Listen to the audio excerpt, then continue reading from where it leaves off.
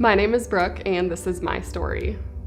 I grew up in a Christian home, and so I was taught the Bible, and I was taught solid foundational things that I think helped me get to where I'm at today. Well, I had started partying in high school and started drinking and had sex and all that stuff. After I graduated high school, all I cared about was partying. I went to Eau Claire, Wisconsin for a semester. It was just probably the worst semester of my life. I didn't care about school, and I was essentially failing my classes because all I was doing was partying almost every night and every weekend. And one night after I was at someone's house and partying and stuff, long story short, I ended up in the hospital because of drugs and alcohol. After I was sober and I was in the hospital bed, a nurse came in and she said, okay, you need someone, you can't drive, so you need someone to come pick you up and take you back to your apartment. I realized in that moment that I didn't have anyone to call. And I could have called my parents. I had parents that loved me, and I had sisters, and I had Christian friends, but I had pushed them away and didn't want anything to do with them.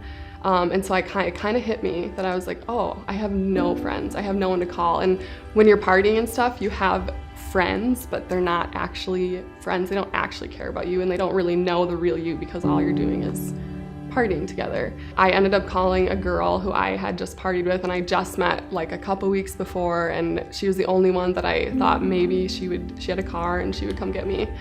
And so she came and got me and took me back to my apartment.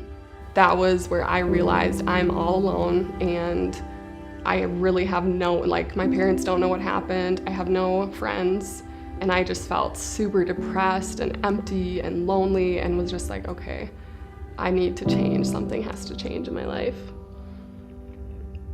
And that moment essentially was my breaking point, where I cried out to God and was like, okay, God, if everything I've ever learned in my life, if what my parents taught me, if going to church and everything is real and you're real, I need you to come change me and come help me. And I really had believed at that point that God was mad at me, even though I grew up knowing that God loved me. But I think that having that burden of sin and those feelings of condemnation and shame and guilt. So I really had believed that, or I didn't know if I believed that God could give me a second chance, or that God would look at everything I've done in my life and be like, yeah, you can start new today, you can start over. I did not know, and so I just asked God.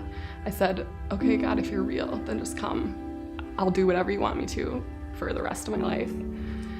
That was the turning point for me, and I knew that something had changed inside of me, and I realize now that it wasn't that God changed. Like, God was there the whole time. God was there my whole life.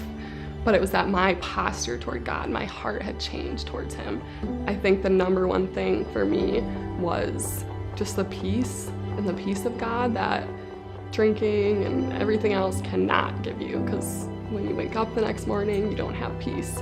But there's this peace deep inside that God gives that for me was like worth it all. I was like, this is just the best.